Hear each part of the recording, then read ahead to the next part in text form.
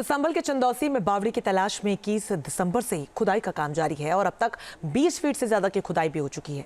पहली मंजिल के बाद अब दूसरी मंजिल के कुएं का गेट भी दिखने लगा है और दावा यह किया जा रहा है कि बावड़ी 3 मंजिला है। रिपोर्ट देखिए।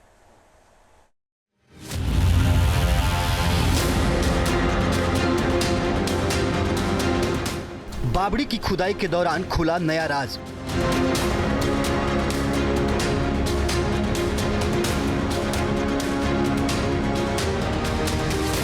सामने आ रहा सड़क के नीचे छिपी बावड़ी का सच।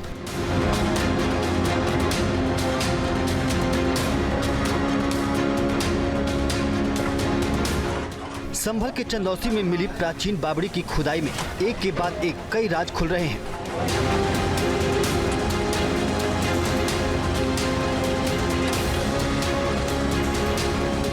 अब तक की खुदाई में पता चला है कि यह ऐतिहासिक बावड़ी 3 मंजिला है। खुदाई में जुटी टीम ने कुएं तक पहुंचने का रास्ता भी खोज निकाला है।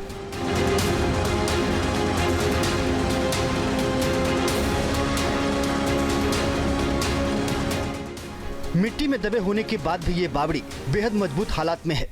बावड़ी में नीचे की ओर बनी दूसरी मंजिल का दरवाजा भी नजर आने लगा है। माना जा रहा है कि ये बावड़ी 3 मंजिला है।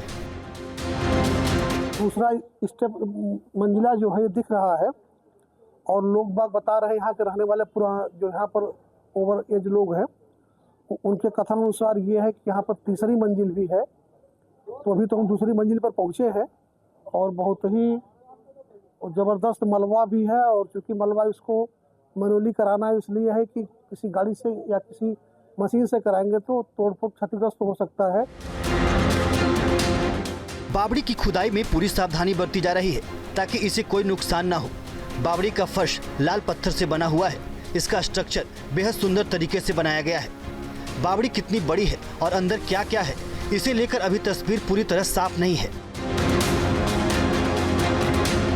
अब वो स्ट्रक्चर होगा, स्ट्रक्चर है वो, और वो तो अब पूरी खुदाई होने के बाद ऑटोमेटिक पता चल जाएगा। वैसे भी हमारे एसआई के लोग जो हैं लगातार वो लोग भी लगे हुए हैं और बिल्कुल जो है काम तेज़ी से हो रहा है। जिस तरह होना चाहिए उस तरीके से काम कल से थोड़ा तेज हुआ है, लेकिन इसलिए नहीं पता चल रहा है कि कार्य मैनुअली हो रहा है। वही अगर जेसीबी से खोदनी होती तो अब तक तो उतने जगह को हम पूरा तालाब बना दिए होते अब तक, लेकिन फावड़ा तसली से कितना हम आगे बढ़ सकते हैं। चंदौसी में बावड़ी की तलाश में 21 दिसंबर से ही खुदाई की जा रही है। शुरुआत में नगर पालिका की टीम ने यहाँ खुदाई की, लेकिन अब दूसरे श्रमिक लगाए गए हैं। फिलहाल यहाँ मशीनों से खुदाई रोकी जा चुकी है, इसलिए अंदाजा लगा पाना मुश्किल है कि कितने और देर इस तरह काम चलता रहेगा।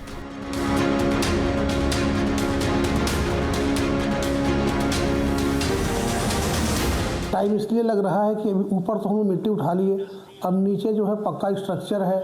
उन्हें अगर हम मशीन, ट्रैक्टर, जेसीबी कुछ भी लगाते हैं तो वो डैमेज, क्षतिग्रस्त हो सकते हैं। तो जिनको सेफ रखने के कारण हम लोग जो है लेबर से ही मैन्युअली जो है फावड़ा से खोद करके और तसले में जो है उसको उठा करके बाहर आ रहा है। फिर बाहर से जो ट्रैक्टर पर लोड हो करके अन्यत्र जगह जा रहा है, डंप हो रहा है। बावड़ी की लंबाई हर रोज अनुमान से परे बढ़ रही है। बीते दिनों बावड़ी का एक बड़ा हिस्सा इलाके की सड़क के नीचे मिला था, जिसके बाद प्रशासन ने सड़क को तोड़ दिया। स्थानीय निवासी कौशल कुमार की शिकायत के बाद खुदाई का काम शुरू किया गया था।